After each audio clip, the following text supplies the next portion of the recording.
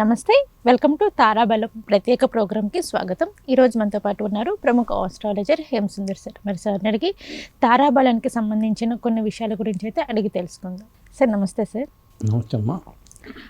Sir, తారాబలం అని చెప్పేసి మనం ఒక కొత్తగా ప్రోగ్రామ్ స్టార్ట్ చేసాం. సినిమా తారలకు సంబంధించిన జాతకాలన్నీ ఈ తారాబలం కార్యక్రమంలో చెప్పుకుందాం.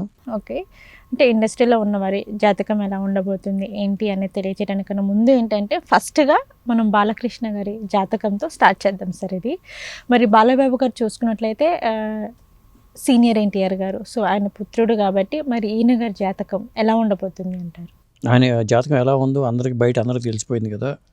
కాకపోతే జాతకరీత్యా మరియు మహర్షులు రాసిన ఆ జాతకానికిను ఇప్పుడు ఆయన జీవితానికి పొంతన ప్రకారం ఎలా ఉంది, అసలు ఆయన జాతకం అలాగే జరిగిందా లేదా, ఇలాంటి అంశాలు చర్చిద్దాం. Okay sir. ఎందుకంటే ఎన్టీ రామారావు గారు కొడుకుగా పుట్టడమే ఆయన అదృష్టం. ఏ కారణం లేకుండా ఒక జన్మ రాదు ఎవరికి కూడా. జన్మల పరంపరతోనే ఉంటుంది. మనకు భర్తగా ఎవరు రావాలి, కొడుకుగా ఎవరు రావాలి, భార్యగా ఎవరు రావాలి, ఇలాంటి అంశాలన్నీ జన్మ కర్మలను బట్టి జన్మ ఉంటుంది. అలాగే వచ్చిన జన్మే బాలయ్య బాబుది కూడా. ఎవరిదైనా సరే, బాలయ్య బాబు అనే కాదు, ఎవరి జన్మైనా సరే, ఏ తల్లిదండ్రులు పుట్టాలి, ఒక ఆత్మ తన జన్మ తీసుకునే ముందే ఆలోచించుకుంటుంది. ఇక్కడ తీసుకోవాలి తను ఎంచుకుని మరి వాళ్ళ కడుపులోంచి పుడతారు. కర్మలను బట్టి ఒక ఫామ్ ఉంటుంది.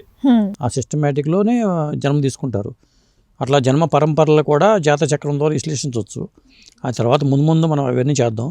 ప్రస్తుతం అయితే బాలకృష్ణ గారి జాతకం చూద్దాం. బాలకృష్ణ గారు పుట్టింది 1960 సంవత్సరం జూన్ 10వ తారీఖు పుట్టారు. ఇక్కడ చూసుకుంటే ఏమవుతుందంటే మరి ఆయన జాతకంలో మిథున లగ్నం వచ్చింది. లగ్నంలో బుధుడు ఉన్నారు. తర్వాత మూడో స్థానంలో సింహరాశిలో రాహు ఉన్నాడు. 7వ ప్లేస్లో శని, గురువు, చంద్రులు ఉన్నారు. అలాగే కుంభరాశిలో కేతు ఉన్నాడు. మీనంలో కుజుడు ఉన్నాడు. అలాగే లగ్నం నుంచి 12వ స్థానం అయిన వృషభంలో శుక్రుడు, రవి ఉన్నారు. ఇది ఓవరాల్గా గ్రహస్థితులు, ఆయన జన్మ జాతక చక్రం గ్రహస్థితుల ప్రకారం. ఇక లగ్నంలో బుధుడు అంటే బుధుడికి సొంత ఇల్లు మిథున లగ్నం. కాబట్టి మిథున లగ్నానికి ప్రత్యేకత ఏంటంటే అది భద్రయోగం అంటారు.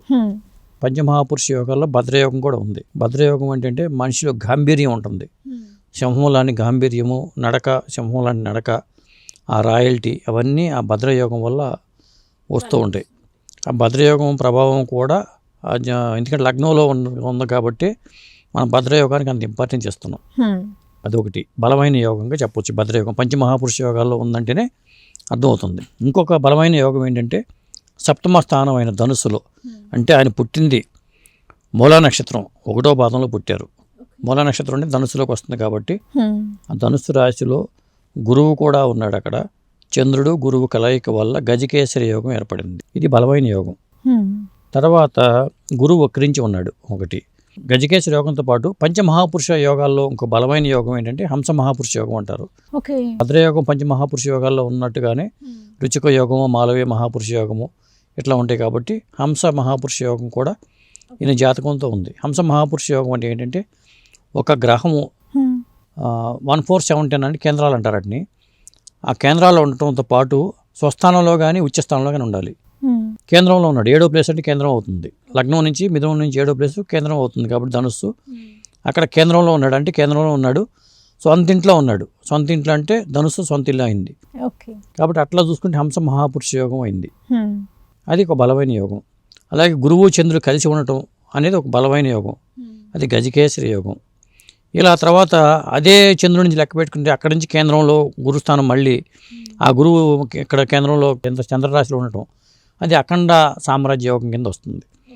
ఇట్లా ఎందుకంటే కొన్ని అఖండ సామ్రాజ్య యోగం కొన్ని పరిమితులు లోబడి ఉంటుంది. కొంతమంది కొన్ని రాజులకి ఏమో 4 లగ్నాలకి వర్తిస్తుందని చెప్తారు. దాని మీద భిన్న అభిప్రాయాలు ఉన్నాయి.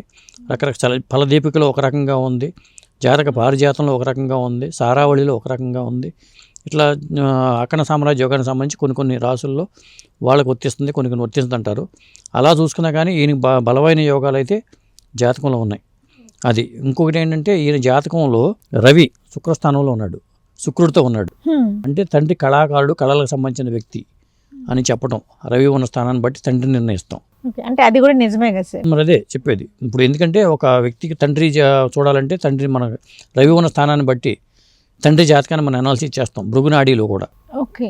అలాగే ఒక జీవుడు సంబంధించిన అంశం చెప్పాలంటే జీవకారకుడు ఎవరంటే గురువు కాబట్టి, గురువు అంటే జీవకారకుడు అంటే బాలయ్య గురువు కాబట్టి, గురువు అక్కడ చంద్రుడితో ఉండటం కానీ ఓకే. ఈ ఆ లక్షణాలు సున్నితమైన మెంటాలిటీ, శనితో ఉండటం వల్ల మాటలో కరకుంటుంది, ఇవన్నీ ఆ శనితో కలిసి ఉండటం వల్ల వస్తుంది.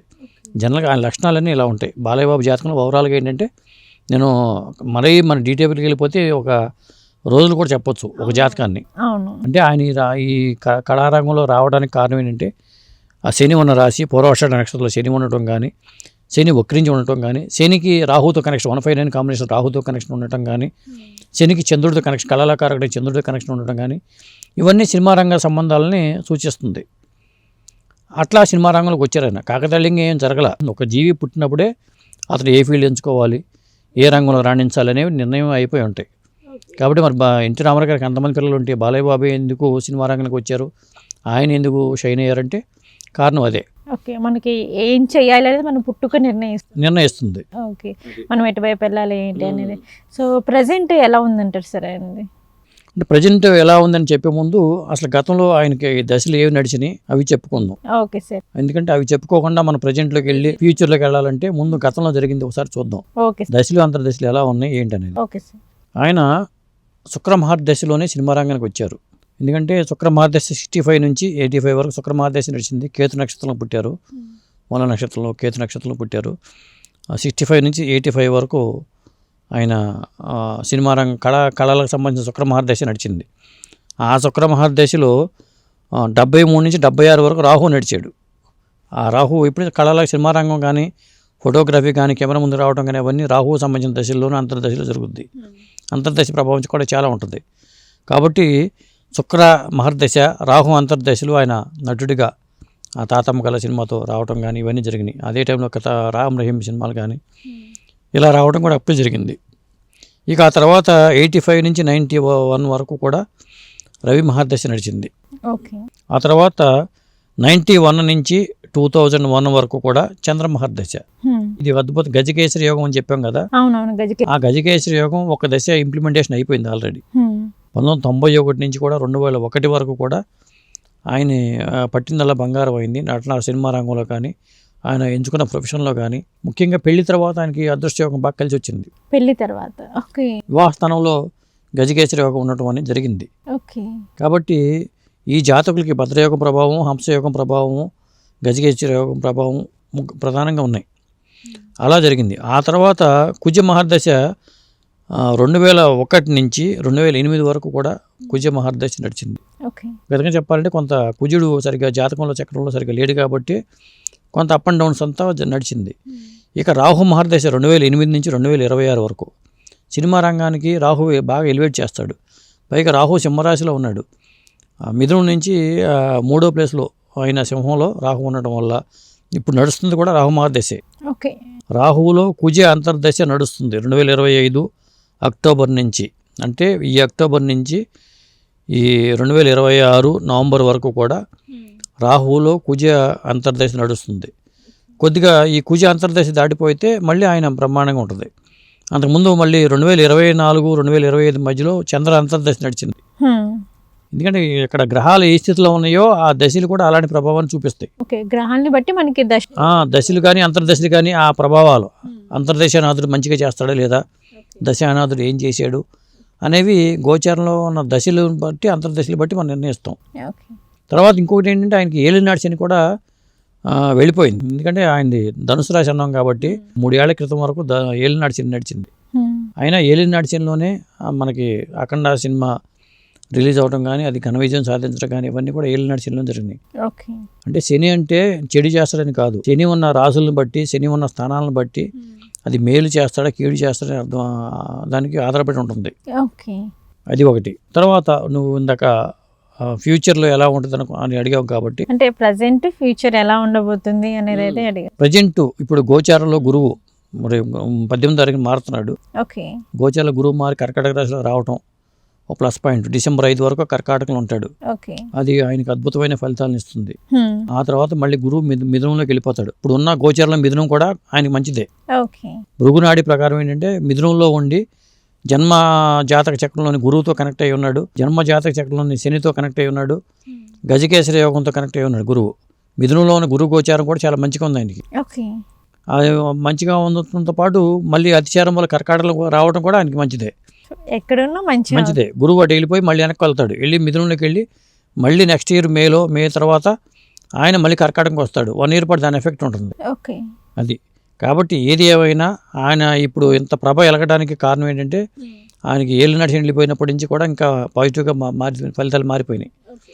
మారిపోవడంతో పాటు 16 ఏళ్ల పాటు ఉండే గజకేసరి యోగం ఇంప్లిమెంటేషన్ అవుతుంది. ఓకే. గజకేసరి యోగం అంటే ఆయన లగ్నం మిథునం కాబట్టి 2వ స్థానం ధనస్థానం బలంగా ఉంది, 7వ స్థానం బలంగా ఉంది, మరి అక్కడ 10వ స్థానం రాజ్యస్థానం అది కూడా బలంగా ఉంది. ఈ స్థానాలన్నింటినీ కూడా ప్రభావితం చేసేది గజకేసరి యోగమే, గురువే. రేపు రాబోయే దశ అది 16 ఏళ్ళ పాటు ఉంటుంది. ఓకే సార్, ప్రజెంట్ ఫ్యూచర్ ఎలా ఉండబోతుందో చెప్పారు. అలాగే మనం చూసుకున్నట్లయితే అఖండ సినిమా ఆల్మోస్ట్ బాలయ్యబాబు గారి జీవితం మొత్తం అఖండంలాగా వెలిగిపోతుంది అనేసి అంటున్నారు కాబట్టి మరి అఖండ 2 సినిమా తర్వాత అసలు ఇంకెలా ఉండబోతుంది అంటారు? అఖండ 2 సినిమా హిట్ అవుతుందా ఫ్లాప్ అవుతుందా అని అడిగితే ఇంకా బాగుంటుంది. ఎందుకంటే సినిమాల పరంగా ఒక సినిమాలో మనం చెప్పొచ్చు కూడా, జాతకాలను బట్టి సినిమాలు హిట్ అవుతాయా లేదా అని చెప్పొచ్చు. అలా కూడా చెప్పొచ్చు సార్. ఏదైనా ఇప్పుడు కొంతమంది జ్యోతిష్కులు మరీ డీప్గా గుడ్డిగా జ్యోతిష్యం నమ్మడం కూడా నేను నమ్మొద్దని చెప్తా. అవును, అది కూడా జాతకాలు నమ్ముకుని ఇప్పుడు ఒక సినిమా చెప్పామనుకో, రేపు పొద్దున మనం బిజీ ఆస్ట్రాలజర్ మారిపోయి నేను సినిమా ఎనాలిసిస్లు కానీ అవన్నీ పక్కన పెట్టేసేసి పూర్తిగా ఇటు జాతకాలు చెప్పుకునే పరిస్థితి వచ్చేస్తుంది. ఇది ఒక హాబీగానే ప్రవృత్తి కానీ చేసుకుంటున్నా కానీ నా వృత్తి జర్నలిజం, ప్రవృత్తి ఆస్ట్రాలజీ. ఇది ఒక పరిశోధన దృక్పథంలో నేర్చుకున్నాను. నేర్చుకుని 3 పుస్తకాలు రాశా. ఒకటి ప్రశ్న జాతకాల మీద ప్రశ్నహోర రాశాను, సత్యనారాయణ నాయక్ గారు నేను కలిపి రాశాం. అలాగే నాకు జ్యోతిష్ నేర్పిన గురువు గారు దత్తదాస్ గారితో కలిపి పాపగ్రహాలు పరిహారాలు, జాతక చక్రం పాపగ్రహాలు ఏమున్నాయి, వాటి పరిహారాలు ఏం చేసుకోవాలి అనే మీద పాపగ్రహాలు పరిహారాలు రాశాను. తర్వాత భృగునాడీ విధానం మీద, జ్యోతిష విధానం మీద మీ జాతకం మీ చేతులు అనే పుస్తకం రాశా. 3 పుస్తకాలు రాశా. ఇప్పుడు రాస్తున్న పుస్తకం ఏంటంటే గజకేసరి యోగం అఖండ సామ్రాజ్య భోగం అనే పేరుతో ఒక బుక్ రాశా. అంటే గజకేసరి యోగంలో ఎన్ని కాంబినేషన్లు ఉంటాయి, దానివల్ల బెనిఫిట్స్ ఏంటి, ఆ కాంబినేషన్లు ఏంటి. ఎందుకంటే గజకేసరి యోగం బాగా ధనవంతులకి ఉంటుంది, ఏవి లేనట్టు కూడా ఉంటుంది, కానీ అందరికీ ఒకలాగా వర్తించదు. ఎందుకు వర్తించదు అనే మీద నేను డీటెయిల్గా రాశాను నేను గజకేసరి యోగం మీద. ఆ బుక్ త్వరలో రిలీజ్ కాబోతుంది. అంటే నిజంగా ఇక్కడ ఒక చిన్న గజకేసరి యోగం అనేది వచ్చింది కాబట్టి నిజంగా మన జాతకంలో గజకేసరి యోగం అంటే అది ఖచ్చితంగా సక్సెస్ వైపు ఇంప్లిమెంట్ అవుతుంది అంటారు సార్? సాధారణంగా 80% గజకేసరి యోగాలన్నీ మంచివే. ఇప్పుడు అడుక్కునేవాడికి కూడా గజకేసరి యోగం ఉంటుంది, కానీ అడుక్కునేవాడు ఆ గజకేసరి యోగం అడుక్కునేవాడు వెళ్తే అమ్మానంగానే వాడికి నైట్ మిగిలిపోయిన లడ్డూలు లేకపోతే ఇంకోటో పెళ్లిలో ఫంక్షన్లో మిగిలిపోయిన పెడతారు. అర్థమైందా? అదే గజకేసరి యోగం లేనివాడు అడుక్కుంటేనని తిట్టి పంపిస్తారు. ఇలా కూడా జరుగుతుంది. అందుకని నేను రాసిన పుస్తకంలో ఏంటంటే ఎన్ని కాంబినేషన్లు ఉంటాయి గజకేసరి యోగంలో, ఏ కాంబినేషన్లో మొత్తం ఫలితాలు ఉంటాయి. అఖండ సామ్రాజ్య యోగం మీద అసలు అంటే ఏంటి అనుబంధంగా నేను అఖండ సామ్రాజ్య యోగాన్ని ప్రస్తావించా. అఖండ సామ్రాజ్య యోగం అంటే ఏంటి, ఎలా ఏర్పడుతుంది, ఆ యోగం ఉన్న వాళ్ళ జాతకాలు ఏంటి, ఇవన్నీ కూడా నేను డీటెయిల్గా రాశా. ఈ బుక్ రిలీజ్ అయితే మనం దాని మీద కూలంకషంగా మనం వీడియో చేద్దాం.